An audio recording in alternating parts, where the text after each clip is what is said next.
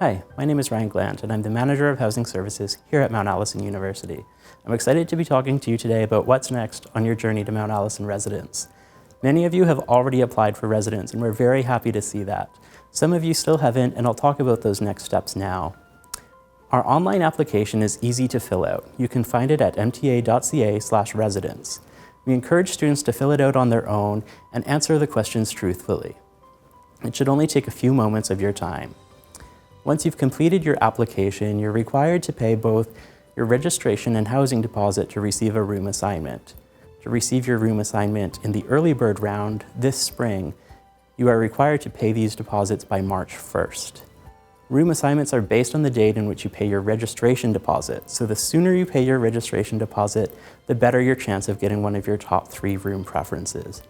During the online application, you will be asked to choose your top 3 room type preferences.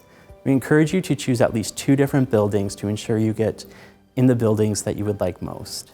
I'll also be at the What's Next presentation at 1 p.m. this Saturday and the Student Support Fair at 2 p.m. and I'm happy to answer any questions you have about housing or meal plans.